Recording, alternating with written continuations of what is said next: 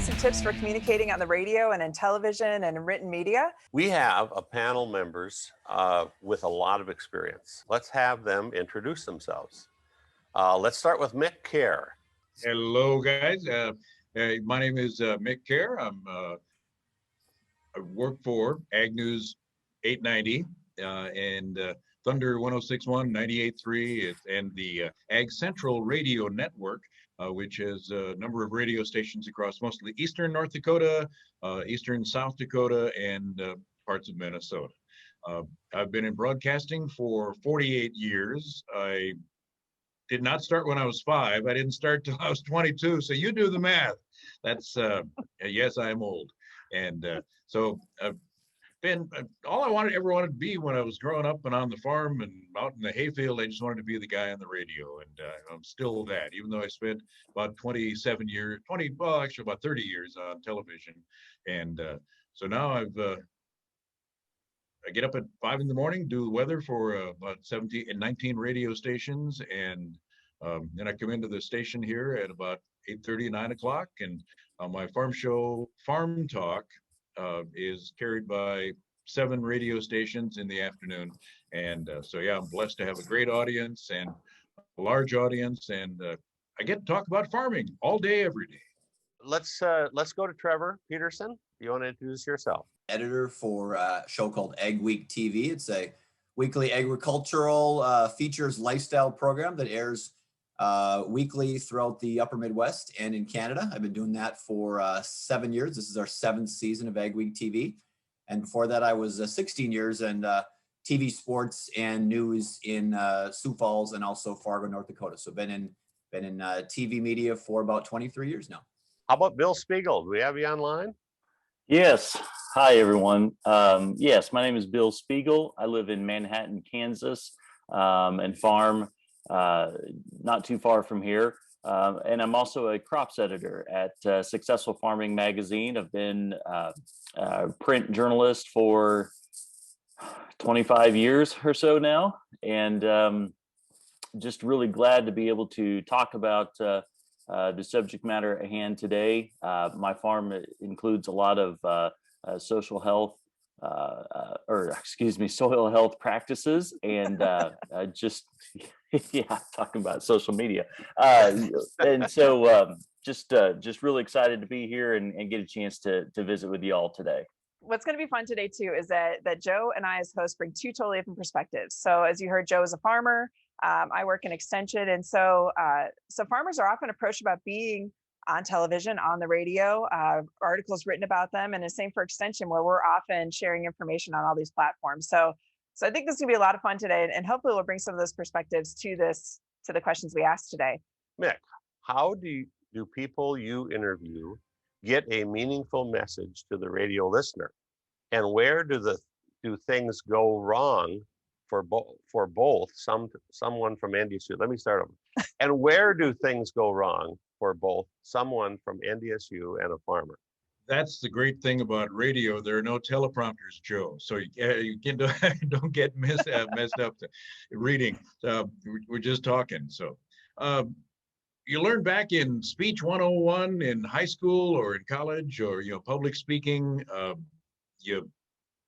Or in whether if you're a lawyer, you make a statement, you make a claim, and then you defend it. If you're like Bill, you write a headline and then you write a story. So unlike podcasts, being on the radio is different. And television especially, there are the short sound bites, but we have to begin with making a statement, make a claim, and then just tell the story. So that's the bit, or like in speech class, the beginning, the open, the body, and then the close. So that's the best way of telling a story, is just kind of make a statement about the subject and make it 1 sentence long. This is what I'm saying. That's what I have to do all the time in asking a question, is keep the questions as simple as possible at the beginning, and then just get the conversation rolling so that people are just kind of sharing what they're thinking and what they're feeling, and get them to just think clearly about the subject matter. So that's the most important thing, is just if you're talking to a large group of people on the radio, you just can't go on and on. You gotta make a statement and then tell the story and do it in bullet points, and probably have a back and forth conversation with the person that you're being interviewed by. Say something don't give them your short answer. On the radio is a little different than what Trevor has to deal with, and we talked about this back in early December. A radio story is different than a television story. It's a lot different than a newspaper story or magazine story, in that we need to speak in bullet points and sentences, and speak clearly and thoughtfully, and not just go on and on and on, but again, just kind of fragment. So I guess people that I've worked with on the radio for, well, almost 50 years, I've just told the best ad libs are well rehearsed. So write your thoughts down. Just say, hey, I'll remember that. And no, you won't. So write it down, get your thoughts written down, and have a written presentation. But stop every once in a while to let people to have a normal conversation, just a back and forth with the person on the radio, because that's what people on the other end are interested in doing, is listening to people having a conversation, to kind of eavesdrop on the conversation. So and where does it go wrong? I guess that's my fault. Whenever anything goes wrong, I either don't keep people on topic, or no, I don't have people calling in with an agenda, or getting off track. But I guess where it goes wrong is if somebody just doesn't have a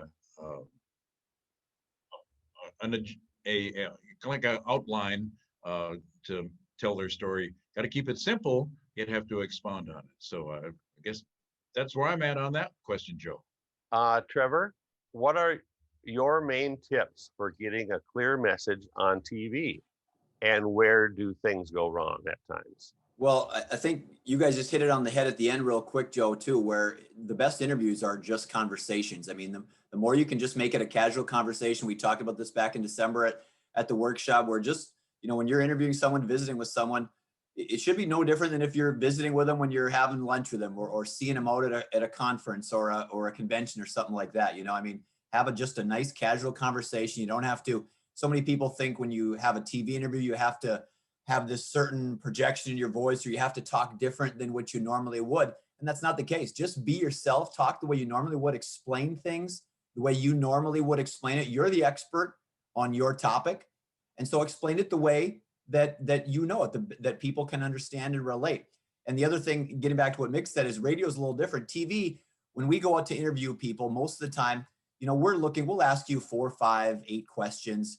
And we're looking for, 2 or 3 really good sound bites, 10 to 20 seconds in length, something like that most of the time. Don't feel like you have to go on for, a minute or 2 or that kind of thing. We kind of know we're listening for a good, TV sound bite. And if we don't get it, we'll try to keep asking you different questions. Sometimes people are nervous, like you said, Joe, and they're maybe give a little short answer or something. If we don't get it, we'll kind of keep trying to prompt you and try to get those 2 or 3 answers that we're kind of looking for to put into a TV piece. Or sometimes we're just looking for really, one good 10 to 15 second answer as well. So as Mick said, have an idea of what you kind of want to talk about going in, but don't rehearse it or try to memorize it. You know your topic, your subject material. Just explain it the best way you can, and do it in a real conversational and relaxed manner, just like if you're visiting with a friend or a coworker. Sometimes easier said than done, that if you don't have a lot of experience in this. And even like take for myself, maybe 2, 3, 4 times a year, I get an opportunity to do some with TV, print, or radio, but that doesn't make me a professional at this. And there's always some nerves that enter in there. But yeah, if you can with your host, if you can keep it very light and conversational, it usually goes pretty well. Okay, thanks, Trevor. Bill. So now we're going to print. So Bill, what do you need from someone you're interviewing to write an article? And where do things go wrong? It's interesting how similar the answers are, but yet how different. Print is a little bit different animal from the standpoint that we use a lot of words. So whereas the other folks, radio and television, might be using sound bites, we typically like to use a lot of words, a lot of paragraphs, and basically the entire story is going to be based on what a source tells us. So so that presents some challenges because what a lot of journalists do inadvertently is sometimes we might misinterpret what a subject says. So I always try to get a what we call a check copy back to a source, and I think it's fair that if anyone is going to be a source for a story, particularly in the magazine business, ask for a copy of whatever that person has written, just so that you can make sure that the reporter has interpreted your words correctly and hasn't taken it out of context. I think that's something that does happen a lot. Some folks, I tend to have kind of a dry sense of humor, so I might say a sarcastic remark and the reporter might not pick up on that. So make sure then that you, as the source, gets a chance to take a look at whatever the folks have written. But essentially, the rest of the answer, I think, is exactly the same. I mean, we as reporters are going to you because you're the expert in whatever it is that we're writing about. So just keep that in mind that you're the expert and you're the one that we want to hear from. So just be yourself. Answer the questions as they come. Don't try to say more than you know. And let trust the reporter's judgment that they're going to do a good job. Trust them to do a good job, but trust and verify, right? Because it is hard to ramble, being an interviewer in your case, it has got to be hard of taking a long rambling message over a phone interview or something like that, or personal interview, and then get all of the facts right. So I recommend that if you're the interviewee, that you request an opportunity to see the article before it goes to print. Everybody wants the information to be correct or factually correct. So is it common for newspaper or magazine reporters to use a digital recorder? And is it fair to have a discussion not meant for publication? Good questions. I have made it a point almost always to have some kind of digital recording device, whether it's my iPhone or if I'm calling someone on the phone, which we've had to do a lot here in the last year, to record that. And we're required to tell the source that, hey, I'm recording this conversation.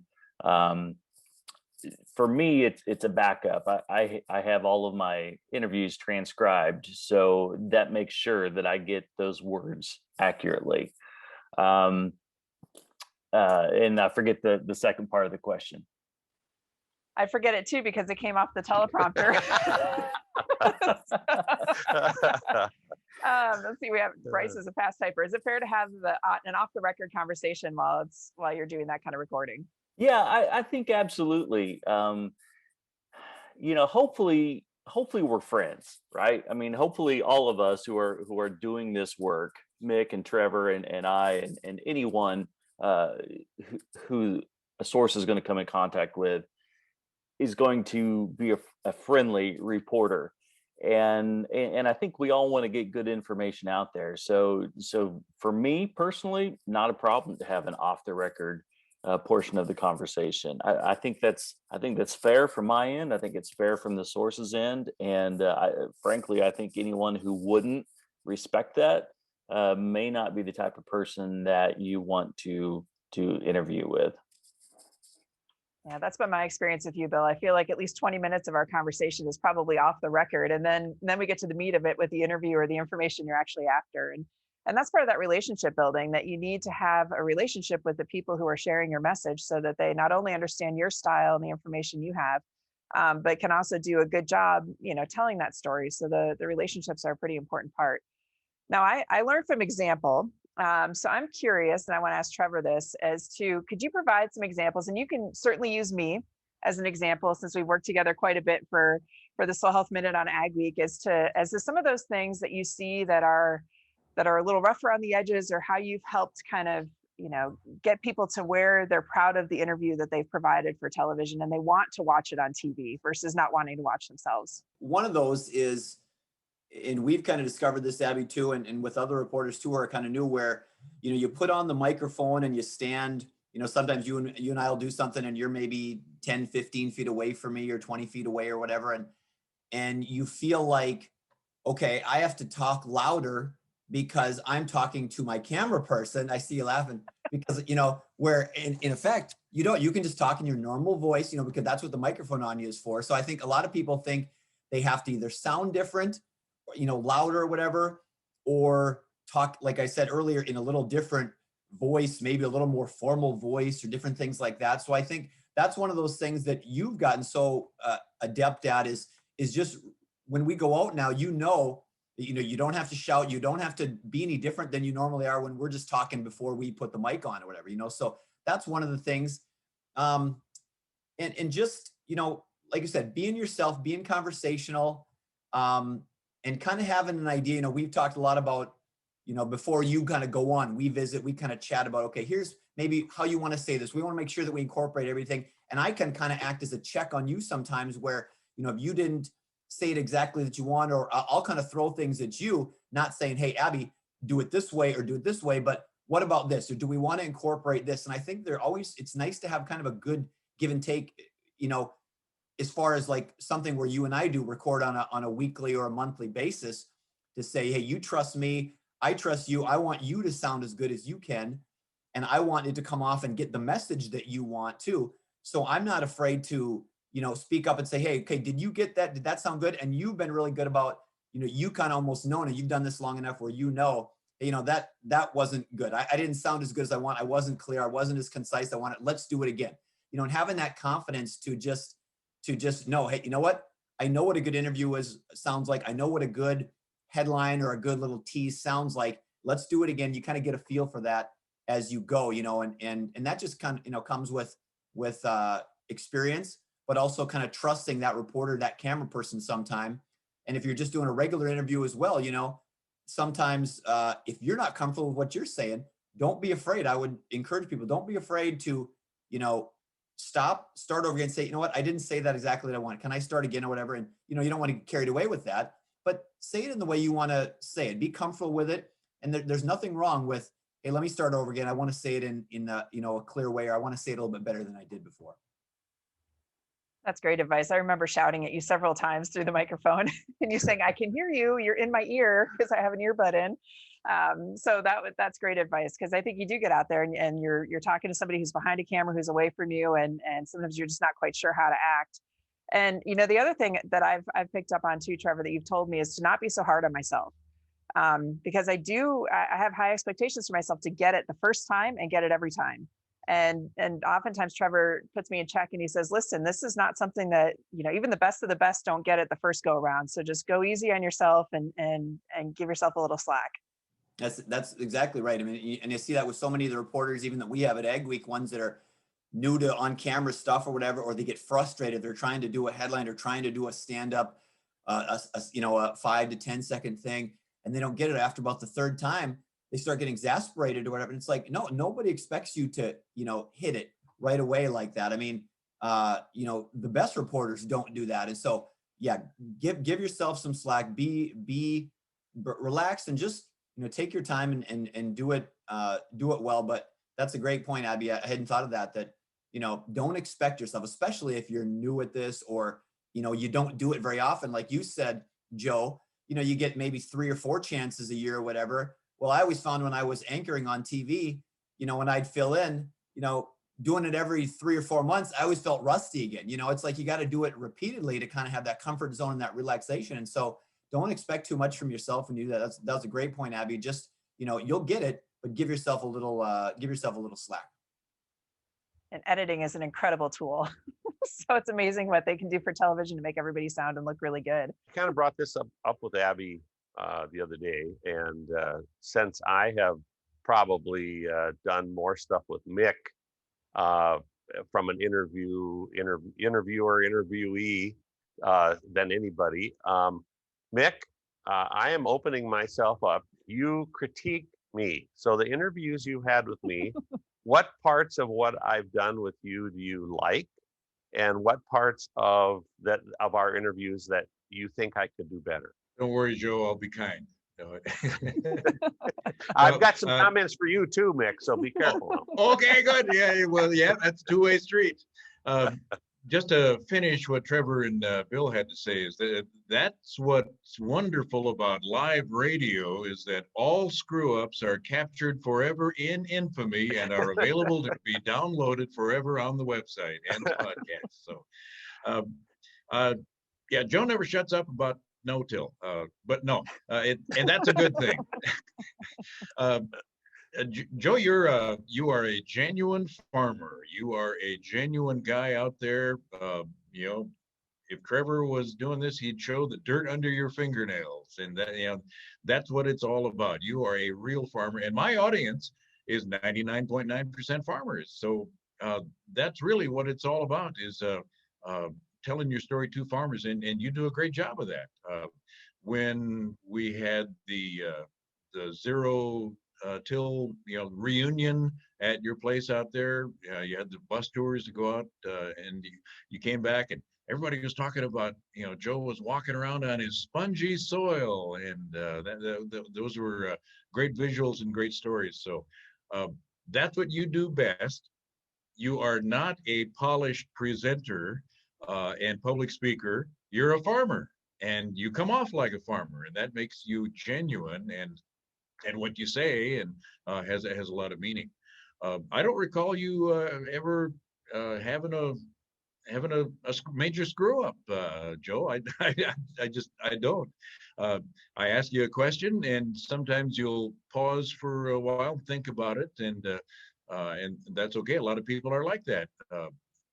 Even if they've answered this same question 100 times, it's like the first time they've ever thought about it. So, so that would be my only comment, is that sometimes you got to stop and think about a good answer.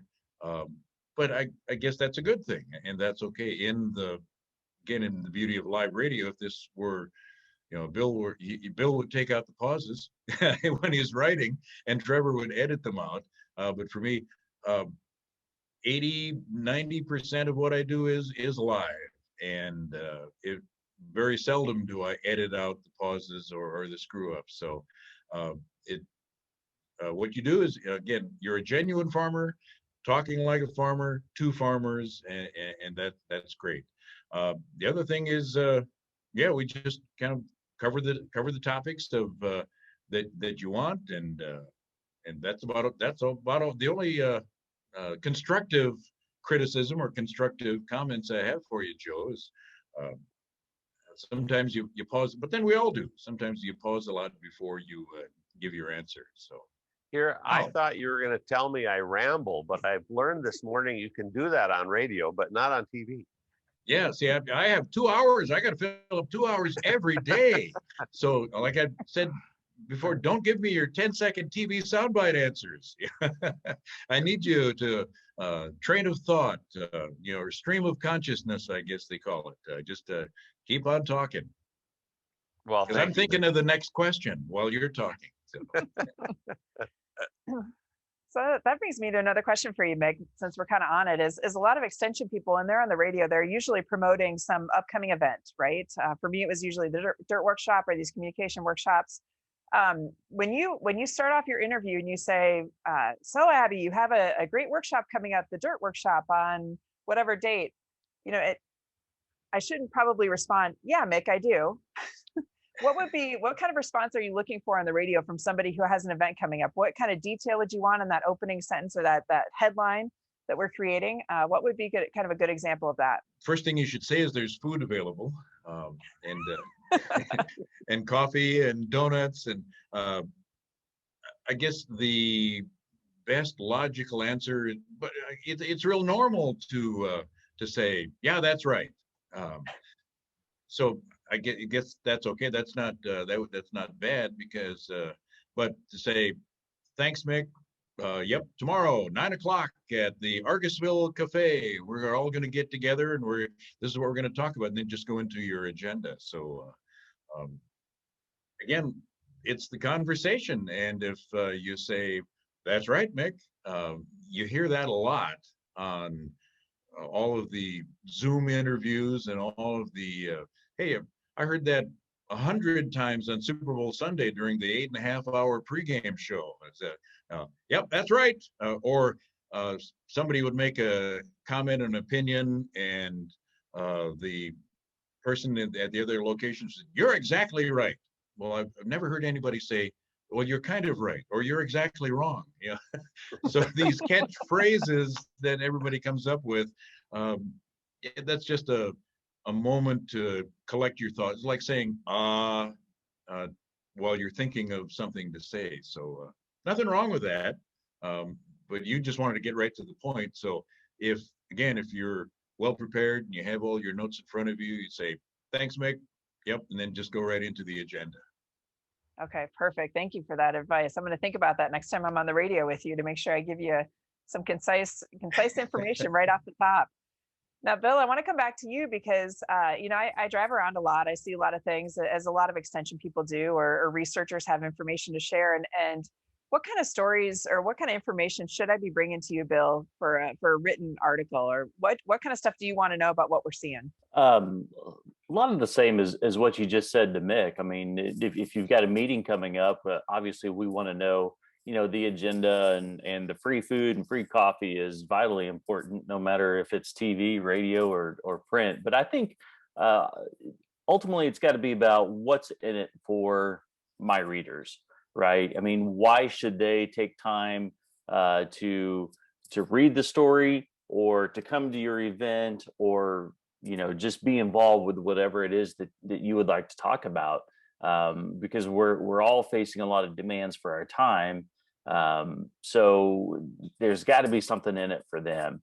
And if you were to write like a press release or something like that, Abbey, we would probably tweak it to make it fit our style and things like that. But ultimately, the message has got to be pretty clear what's in it for me. So really thinking about that question of I want to share the story with somebody because I think it might be interesting to him, but then to really think about what's in it for Bill's readers, what's in it for Trevor's viewers, what's in it for Mick's listeners, could be kind of a good screening tool before you go off and pitch all these ideas to a bunch of different people. Bill, I'm a farmer, and you write about a lot of things that farmers do. What do farmers need to share during an interview to make a good story? I think every reader of Successful Farming wants to know, again, why are we writing about Joe Breker? And so I think it's important for you to share, the history of your operation. If you just started cover crops last fall, then you really don't have a whole lot of experience to share and to guide our readers. So your credibility might be just a tad bit. You just haven't earned the credibility with our readers yet. But hopefully we have vetted that out in the process of who it is we're going to interview. So your history, your operation, farmers. I hate asking the question, Joe, tell me how many acres you farm, because that's kind of a personal question. That's like asking how much money you make. But farmers really want to know that. And they want to know, how many generations have you farmed? So those are just some of the things that if you agree to be a source, you're probably gonna have to give up some personal information that might be a little bit uncomfortable. And then that's up to you to decide, do you really want to do that? But again, it kind of boils down to, why are you the best expert for this particular story we're working on? And I totally agree. I love those stories when I read them in Successful Farmer. I love the story that tells a little history of the person, so I can understand where he's help me understand where he's coming from or she's coming from when the information comes across in the story. When interviewing a seed company rep about a paid ad, Is it important for the seed rep to write out the questions for you to ask them so they can get their points across, or do you just like to improvise this? I have never been given, well, I guess I have been given a list of, from a PR agency who is paid to make a spokesperson for a company look good. I have been given a list of questions to ask. I've never looked at them. Because that would be allowing them to direct what I'm going to do, and in some way furthering that PR person's agenda to make the interview a commercial. And I'd rather not do that. I'd rather let the story sell the seed. So I guess bullet points or yeah, pre or questions given to me in advance, that's okay. But like I said, I think I'm trying to remember if I ever have. I always look at them afterwards. And did I miss anything? So this person that I'm talking to about yield and traits and performance and different soil type and day length and maturity and rootworms and wireworms and all that. All of the pre questions that a PR person or an extension agent who say, hey, ask me about this, all those are eventually going to come out. But if I just go down the list of questions, okay, number one, and then ask the question, they're going to give their pre-rehearsed answer or say what the lawyers told them to say. And so I always try to keep it a conversation and just kind of, that's why I always start off talking. I always, the extension agent in Crosby, North Dakota this morning, want to ask them about how cold was it? 24 below. How are the cows doing? How are the people doing? Did the tractor start? This and that, and just kind of get a free flowing, get their mind lubed up a little bit to talk about it. But so no, I've never. I always avoid pre-rehearsed questions. So don't waste your time, right? People should not send them to you. Right. It's all going to come out eventually. So don't worry about it. Last December, we had somebody ask what's the best way to reach farmers? Where do they get their information? Is it print? Is it TV? Is it radio? Is it social media? And so, Joe, where do you get your information? It's about an equal toss-up of all those sources at this stage. Obviously, print and radio used to be probably more so, but now there's so much good streaming TV programs, and then on social media, I mean, you really have to sort through what you want, but a lot of the outlets, including Successful Farmer, including Ag Week, they all have social media articles that come across Twitter and Facebook, and so I see most of it come across my phone before I probably need to reach for it in print anymore. But I still like to see it in print. I suppose I'm a little bit old-fashioned that way, but it seems like it's certainly going probably social media more than anything. That and radio. I don't know. I hate to pick a winner or a loser, and I'm not, but you can see all of the forms using social media as a platform too. So, and you see Successful Farming has a Twitter account, Ag Week has a Twitter account. So everything, Mick, you've got a Twitter account. Everything that's being shared on your different platforms is also shared on social media, and so that's another great way to get information. And maybe that's a great way to reach out to you guys is by tagging you on Twitter in something that's coming up, whether you tag Mick or Successful Farming or Bill specifically or Ag Week, maybe that's a good way to get information. And Trevor, is that where you get some of your stories, or how do you guys get a lot of your stories at Ag Week and put those onto TV? Those are all ways to get stories. We see stuff in other publications or in other ways, and we get story ideas. Sometimes it's our reporters going out and covering one story and visiting with people, and they learn about something else from somebody telling about, hey, did you know about this person down the road? Or you hear about, this thing or whatever. And so connections and just, visiting with people is another way. sometimes, as Bill said earlier, it's just a simple press release. It's just a simple article or a call, an email. I mean, nowadays there's myriad ways to get a hold of media people in whatever area you want, to get your message across. It's not hard to find people, even if you don't know off the top of your head. It's not hard to Google and find how to get a hold of somebody. And so, yeah, all those ways work, I think, to do that. And there's not a wrong way. There's just, it gives you a lot of options, and whatever you're kind of most comfortable with, you should be able to get a hold of the person that you want in that way. I wanted to get back to one thing that Mick was saying about, giving questions ahead of time. We get a lot in TV about, we go to interview somebody and they say, okay, tell me what you want me to, tell me what you're going to ask me before you ask them, and we never really, you don't want to tell me the exact questions you want. People want to know that and stuff. And we always kind of try to hedge a little bit by saying, well, we're just going to talk about this. We're going to ask you about kind of this. We're going to talk about this issue or whatever.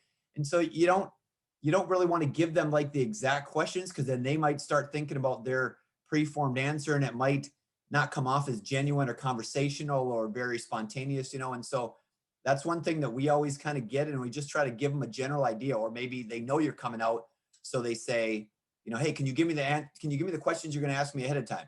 And most of the time I'll just kind of give them general ideas or thoughts or points that we're going to talk about, and then they can kind of figure out what they want, how they want to frame it from there. So that's kind of sometimes how TV, what we get and how you kind of handle those situations. I've actually had extension specialists do the same thing with me for programs where, especially these live versions, they're like, hey, I don't want to know any of the questions ahead of time because if I'm doing my job well, I should be able to just share with you what I know in a conversation format. So that's great advice there. We do want to answer your questions, so please put some in the Q&A because we're getting into the last, we have 20 minutes left, 18 minutes left on this. So we want to make sure we answer your questions that you have. I do think that these sources of getting information out, now that we can't meet face to face, are becoming even more critical. So we need to be able to get information out through people at magazines and through television, and then also through radio, and then through their social media outlets.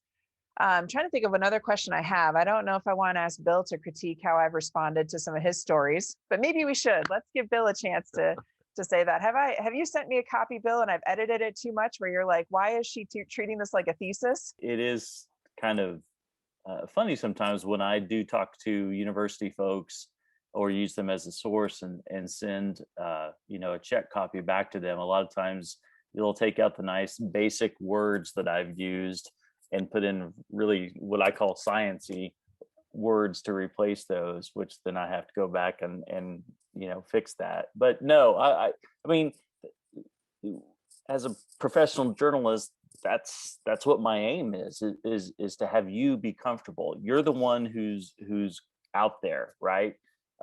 People don't pay attention to bylines; they pay attention to the story, hopefully, and the source.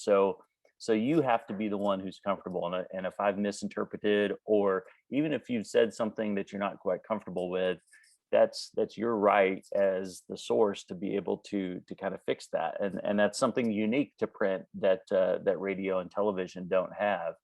I will say something though, that we sometimes do send out questions ahead of time.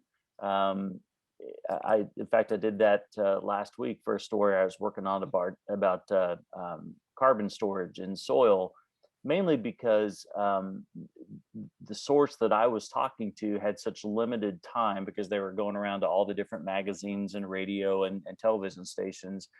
And I had like 15 minutes to interview them. So I gave them some questions ahead of time that they could address, which I'm kind of like Mick and Trevor. I don't really like to do that, but sometimes we'll make exceptions for that, just on particular cases like this one. Timing, just it kind of is a case by case situation for me in particular. I have learned that you can edit your own quotes within an article, but you never edit somebody else's quotes. And I think that's correct, right, Bill? If it's going to be me and I stammer and say or a slang word,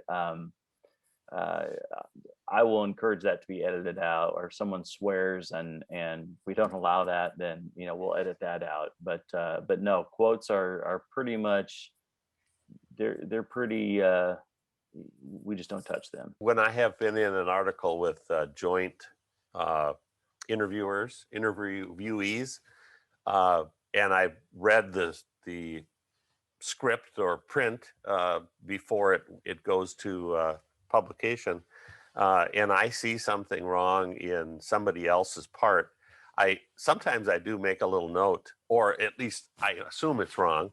I will make a little note to the writer, that interviewer, that you might want to check with so and so in the article on that particular part. But I know I certainly don't attempt to correct it, for sure. How's the best way to handle when someone asks you for an interview in 5 minutes or a written article by noon? I can respond to this a little bit. So Mick texted me yesterday about doing a radio interview, and he actually texted me several hours ahead of the interview. And I was in a farmer meeting, and I saw that Mick had texted me, and I thought, oh, I wish I could answer this, but I can't answer it right now. And I couldn't get back to him. But Mick, a lot of what you're doing is, your interviews are the morning of, that you're asking for the content, right? Because it needs to be timely. Correct. Sometimes I interview up to 8 people every day, and sometimes, and my show starts at 1 o'clock. Sometimes I don't get a response till like 1:05, 10 after 1, till after they're done with lunch or something. In your case, missed you yesterday, and that's that's okay. Yeah, but hey, that's what happens. So hey, your relatives invite you over to a family dinner on Sunday morning, and hey, you don't see it until Sunday evening. That's life. That happens. So I wanted to quantify or qualify the answer I gave earlier about never looking at questions. Sometimes, in order to get an interview with either a politician or say a CEO of a major corporation, I have to submit a list of questions in order to have the interview granted.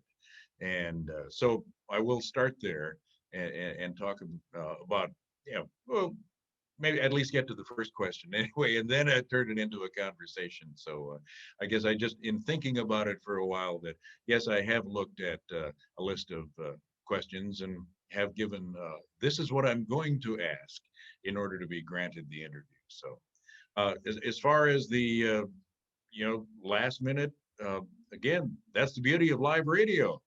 Trevor's going to, maybe get a last minute request for an interview and then rush out and do it. And I see Bill at conventions, and he'll run around and get some last minute interviews, and then he'll write about it a month later. So it's all good. It's all good. So basically, if you can't do it, right? I mean, it's best just to be honest with that individual. Like, Mick, if I couldn't be on the radio, I'd say, hey, Mick, I can't do it today, but maybe tomorrow. And kind of open that door for an interview another time. Or oftentimes I know when you are given that copy for a magazine, that the turnaround is often fairly quick on that, right? I mean, Bill, you're writing a lot of stories, you have a lot of information to get out there. So it's usually a couple-day turnaround time. And honestly, if you have that good relationship with that person writing the article, then you should feel fairly confident in how they've presented you. And so that's where the relationships come in. But I don't know, Bill, is there ever any leeway on that with the turnaround time for an article to be released and time to review? Kind of depends on the procrastination prospects of the writer, which for me, I'm kind of a procrastinator. So normally my emergency means that you have an emergency too, and getting stuff back to me fairly quickly. But yeah, you're right, Abby. We have a good relationship. Probably a lot of the folks, a lot of the participants on this call may not have had any kind of a relationship with a journalist before. So, and the reason I say that is because I don't know that it necessarily pertains or relates to a specific relationship. I think it just, I think that it's fair for any source to be able to look at something that's written before it's printed, regardless of the relationship. So so we as journalists, as print journalists, need to make sure that that we can accommodate a day or two of review time. Anything more than that's getting pretty tough. But typically we like to be able to get that taken care of in a day or two. Have you changed your approach at all for virtual interviews? I mean, so a lot of what you did probably was face-to-face prior. Have you changed your format at all for these virtual ones? Since we work with video a lot, it is a little bit more challenging, I would say, from the interview standpoint. Whether you're doing it on Zoom or Teams or whatever, I don't think that changes, much at all. It's just in TV, you're always looking for video. You're always looking for B-roll to go along with the interview. And over the last year, that's made our job more challenging because you can't go out and see people. You can't go out and get the video, or people aren't comfortable with you coming to their farms or their places or whatever. And so that's been a little bit more challenging. I would say from a TV standpoint over the last year, we can still get the interviews, and on TV now, people are more accepting than ever of seeing, even on network shows, the national shows or our show or local, news shows. People are accustomed to seeing, maybe lower quality Zoom interviews or phone interviews even, or different things like that, which, 2-3 years ago, you would have never thought that. It had to be in person. If it wasn't good quality, we don't want it or whatever. And now I think people are much more comfortable and they're kind of used to seeing that kind of thing. But we're always thinking, and as a videographer and editor, I'm always thinking about video when we do stories. What can we show with this story? What can we show along with it? Do we have generic file video of this topic or of this whatever we're talking about that we can show, or do we need to go to this person's specific farm, this business, whatever, to get specific video directly that relates directly to that person? So that's been a little bit more of a challenge, I would say. So that's always something, if you're looking to touch base with the media or promote something, and it's video, it's TV, maybe have that in the back of your mind as far as, what you might video use. A lot of times when we're interviewing people, I'll reach out to them and say, hey, what do you think about video with this? What can we do? Should we shoot it in a certain spot? Would it be best to come out to your place? What do you think might be a good B-roll to go along with it? So that's been something that's kind of been a challenge and maybe something for, people to think about. But as far as just the Zoom interviews or the virtual interviews nowadays, I don't think that really changes. You still want it to be very conversational, and it's just, instead of recording with a camera, you're recording with the camera on your computer now. In the past, I had never been asked to send photos, and for sure not videos, for interviews. And now I have, in the last year, I have been asked, oh, do you have any photos you could supply, or any video you could supply? So do you do that sometimes? Let somebody take a video with their phone and then use that in a story? Yeah, absolutely. That's a great question, Joe. We have had to do that a lot more recently, just because we haven't been able to go out to places. And so, some people, if it's a business or they've opened a new, thing or whatever, they'll have stuff. They'll put stuff on their Facebook page or their Instagram, whatever, or they may just have some stuff in their phone that they can send you. Some people don't. And so that's a little more tricky, but we've run the gamut on everything where, hey, they've had to go out and take a couple of shots because it's the only thing we have. They don't have a web page, maybe, they don't have photos posted somewhere. So, hey, can you get us 2 or 3 or 4 shots of your operation or of this situation that we're focusing on talking about? And the one thing I would say, and I'd recommend too to people is to be sure when you shoot video, if you're shooting it for a media organization, whether it's photos for print or anything like that, or for TV, shoot, and most people are doing it with their phone nowadays, shoot landscape, turn the phone sideways, because vertical, you got the bars on each side, and vertical, it's not ideal for TV. It's not ideal, I don't think, for photos either. And so I think that's the one thing where we're kind of always harping on people. And when they do send us, hey, please send us high res stuff as much as you can, but send it horizontal, send it landscape, shoot it like that. That's just looks better for TV. We don't have to doctor it up. We don't have to stretch it. We don't have to put stuff on each side of it because you shot it vertical and it's got black on each side of it. So Those are definitely things that we've had to do and reach out to, farmers and producers to say, hey, can you supply us with some things, just because of the situation we've been in the last year. So good question, Joe. That is great information, Trevor. And I imagine, Bill, that applies to, does that apply to the magazine? Not as much, but we do like to have high res. I mean, as far as the landscape versus horizontal or those, that doesn't matter as much to us, but we do need to have high res imagery, and we love to have that supportive photographs or whatever. Like, say, Joe, if we were going to have a story with you, for example, we're probably not going to come to your farm, just out of respect for COVID protocols. So if you could provide us some photography, that would be awesome. And most farmers do have that. Yeah, I think that sums up, the print side of things. All right, great. Mick, I don't know, I don't send you a lot of pictures, so. If you ever did, I'd always say video provided by Joe Breker, Cayuga, North Dakota. Is there anything that we missed, and maybe should we go around to the panel and see if there's anything we missed that you guys really want to bring up? And let's start with Mick. What did we miss? Anything that you want to make sure that you mentioned? Well, farmers love Twitter.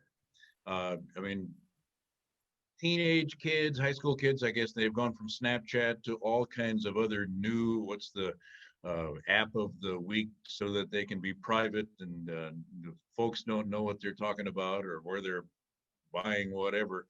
But farmers love Twitter. And if you're not on Twitter, and like Abbey pointed out, you direct message any of us on Twitter, and that we'll probably see it in a short period of time. So social media is great. It is a wonderful way of communicating, but so is a phone call. And yeah, our phone numbers are usually listed somewhere, either on the website. That's the email. Nothing wrong with email and phone and text and just that. But again, also on social media, a variety: Instagram, Twitter. There's some different ag social media. So real important to stay connected.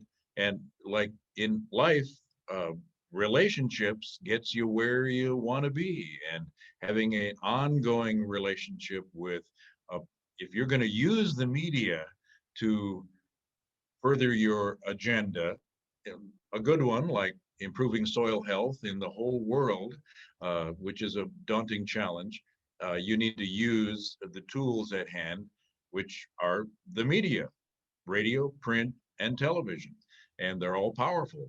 And but social media is a great way to making that first step to reinforcing and maintaining that relationship and starting what should be a beginning of a good story. What about you, Trevor? Anything we missed that you want to make sure you mention today? I think we talked a little bit about it earlier and even back in December on the panel too, but I think when you're reaching out as an extension person or some other position where you're reaching out to the media, we want to, when you're doing an interview or giving information, we don't just want, the dates and the specific facts and the times, because we can cover those. We can introduce you and we can tell you the times and we can tell you the dates and whatever.